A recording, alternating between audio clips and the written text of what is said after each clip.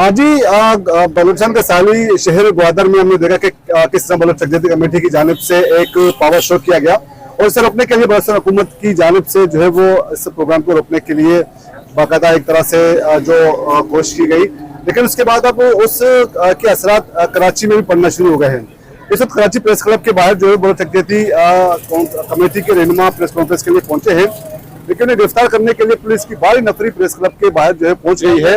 और इसके अलावा जो है वो कहा जा रहा है कि जैसे ही अगर प्रेस कॉन्फ्रेंस करने के लिए जो लोग आएंगे उन्हें इससे पहले ही गिरफ्तार कर लिया जाएगा। इस पर बात करते हैं, हमारे साथ मौजूद सीनियर साफी और एंकर पर्सन मुजफ्फर बेलवी साहब। जी सर, ये बताया कि पहले हमने देखा कि दौरे अमरीत में ऐसी सूरत थी, लेकिन अब जमहूरी दौर में भी ऐसा देखा जा रहा है कि इज़हार राय पर पाबंदी लगी है और एक गैर सियासी तंजीम की जानिब से एक पावर शो किया गया और उसको रोकने के लिए बलूचिस्तान में गुज़श्ता एक हफ्ते से एक कर्फ्यू की सूरत है। अब कराची में भी इसके असरात नजर आ रहे हैं, क्या कहेंगे इस पर आप? देखिए, पहले मैं तो ये कहूंगा कि हमारा काम, पहले हम साफी हैं और कराची प्रेस क्लब की रिवायत रही है कि चाहे ज़ियाउल हक का मार्शल लॉ जो 70 का था, हम लोग उसमें बाकायदा अदालतों में गए थे, फौजी कोर्टों में गए, हमने सजाएं भुगती। उसके बाद पीस पार्टी की हुकूमत आई है, हमने भुट्टो साहब का दौर भी देखा जिसमें अपोजिशन के साथ क्या सलूक नहीं हुआ। अफसोस था खबर यह है कि सिंध गवर्नमेंट को इस बात का बिल्कुल हक हासिल नहीं है, खासतौर पर 18वीं तरमीम के बाद। और इनके जो बड़े बड़े जुगादरी जो रजा रब्बानी, जिनकी आंखों में हमेशा आंसू आ जाते हैं, और जब कुछ करारदादें भी पास करते हैं, पार्लियामान के जरिए उसकी ताकत भी खत्म करते हैं, इदारों को मजबूत भी करते हैं। प्रोविंशियल ऑटोनॉमी के तहत अगर बलूचिस्तान का मसला है, बदकिस्मती से बलूचिस्तान में भी गवर्नमेंट बनाई गई है और पीपल्स पार्टी गवर्नमेंट जिस तरह बनी है, हमें पता है 70 में पीपल्स पार्टी की गवर्नमेंट का एक MPA इलेक्शन नहीं जीता था। फिर सिर्फ जब नैप ने से क्लैश हुआ, उनकी गवर्नमेंट खत्म हुई, तो रातों रात वहां पर उस वक्त भी इन्होंने गवर्नमेंट जमहूरी तौर पर बनाई।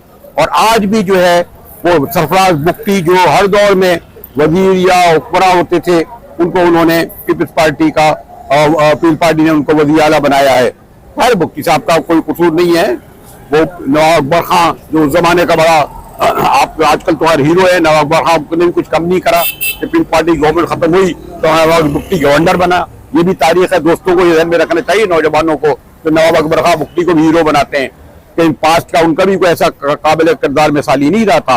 कहने का मकसद ये है, हम तो जो भी गैर नाजायज तरीके से तहरीकों को जबर के जरिए, ताकत के जरिए दबाया जाएगा, और सहाफ़ी की हैसियत से हमारा काम उनका रिपोर्टिंग करना है, और ह्यूमन राइट एक्टिविस्ट की हैसियत से हमारा काम है उनसे यकजहती का इज़हार।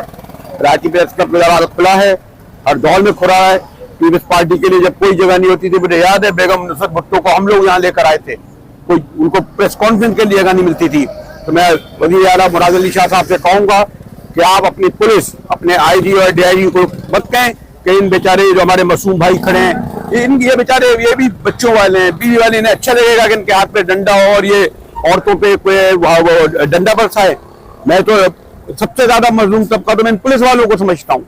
हाँ, जो लोग असल हैं वो लोग फिर असल आए और वर्दी में आए, हम उनको वेलकम करेंगे।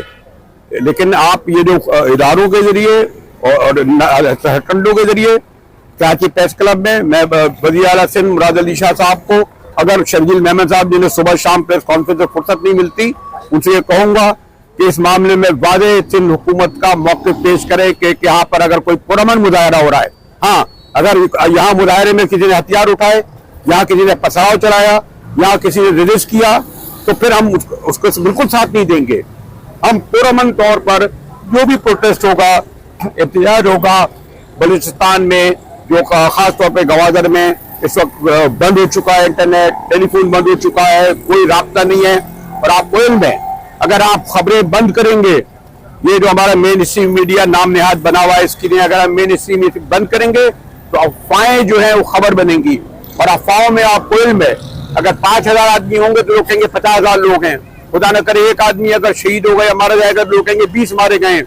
ये कहा जाएगा कि इतने लापता हो गए। तो आप खबरों की इजाजत दीजिए।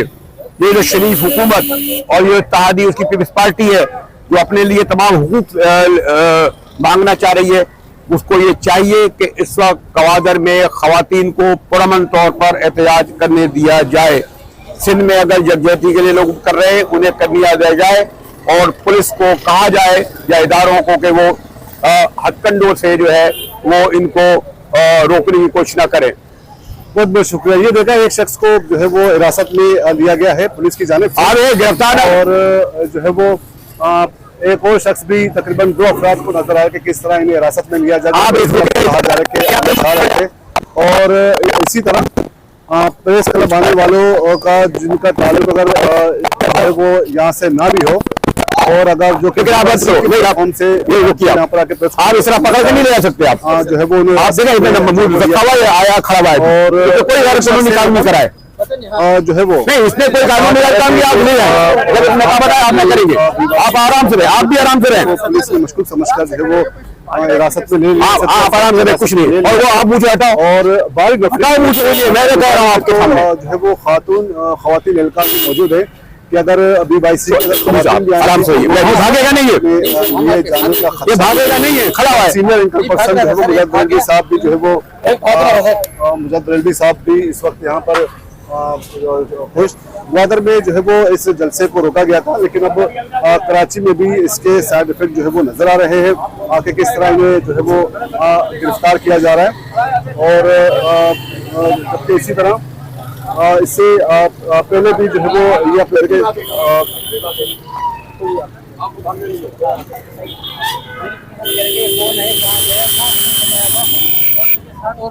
हमें भी कुछ तफ्तीश करने थे, इंक्वायरी करने थे, पर आपने खुद देखा सर, आपने में जो हमारे काबिल एहतराम है, हमारे बड़े लेकिन आपने देख लिया कौन छपाया हुआ था।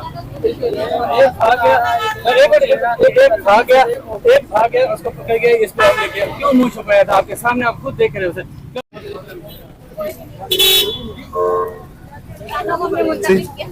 अच्छा, ये आपने देखा कि खवातीन एहलकार भी प्रेस क्लब के बाहर मौजूद है। बड़ी नफरी पर मंगवाई गई है खासकर प्रेस कॉन्फ्रेंस को रोकने के लिए।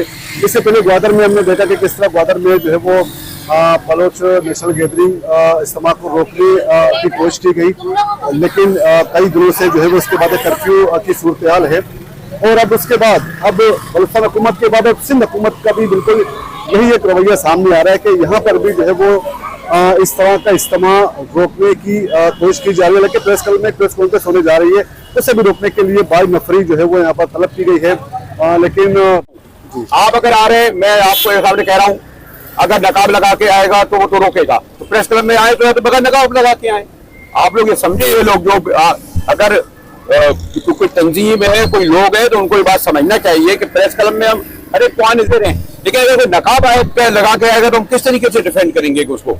हाँ जी बिल्कुल, एक मशकूक अंदाज में किसी अगर होलिया होगा तो ज़ाहिर पुलिस जो यहाँ पर करी है वो तो हिरासत में लेगी।